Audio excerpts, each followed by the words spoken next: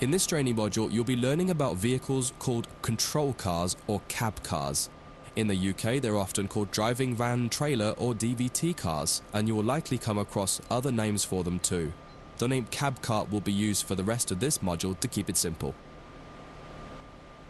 Cab cars are essentially a passenger coach with a driving cab in them, but most importantly, they have no means of propulsion themselves. There are no engines or motors, so they can't move under their own power. The way that a cab car works is it will remotely control a locomotive at the other end of the train, and this is where it's important to understand their behaviour as being a little different to the cab experience of the locomotive itself. There may be a little lag in control response, and you may not quite have the same instrument outputs as you do in the locomotive itself. For this module, you'll be taking this German Doppelstock cab car, which has a BR146.2 locomotive at the other end, setting it up and then driving it forwards to a marker at the other end of the yard area. Revisit this module a couple of times to try different things out and get familiar with the subtle difference when driving from the cab car. One of the biggest and most obvious differences when driving from the cab car is that there's a lot less sound. Since all the motors and fans are at the other end of the train, it can be a little disconcerting at first.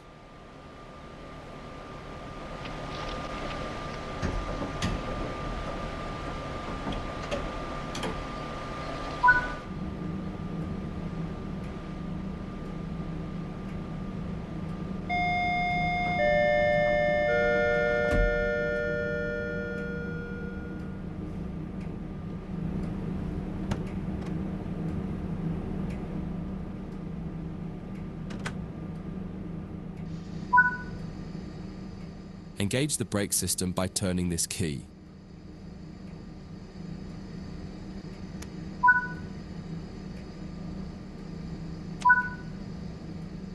Put the reverser in forwards. Turn on the headlights and set the signal light switch to headlights.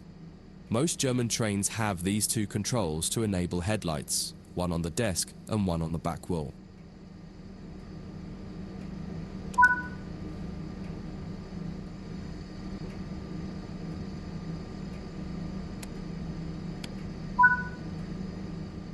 Ensure the doors are closed.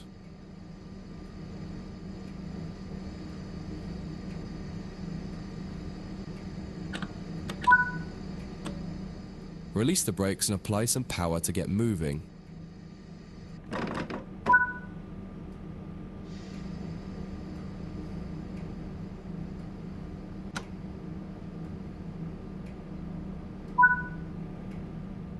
It feels a little odd at first. All the audio cues you're used to in the cab aren't present here, so you just need to give the locomotive time to react to your commands. Experiment with some power and some brakes and see how the train reacts. You may find some sharp jolts happening because of how the slack is being bunched up or stretched out by the loco at the back. You can minimize this by making your first power or brake applications lighter and then increasing them. You'll get used to this with practice and experience.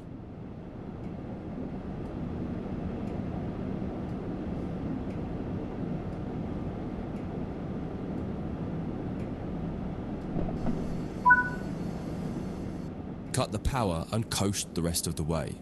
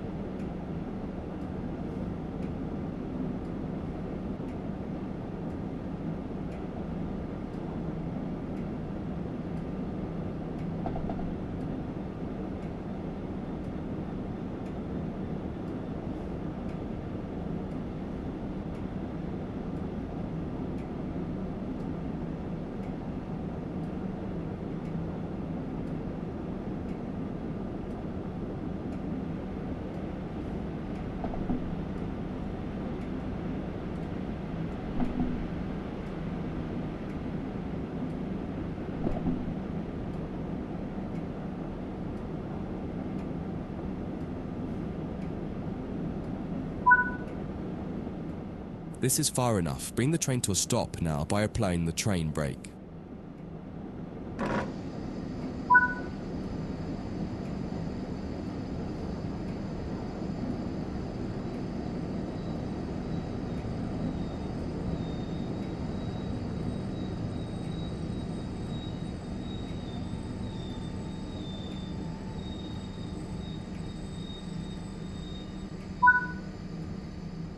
This is just a brief introduction to cab cars.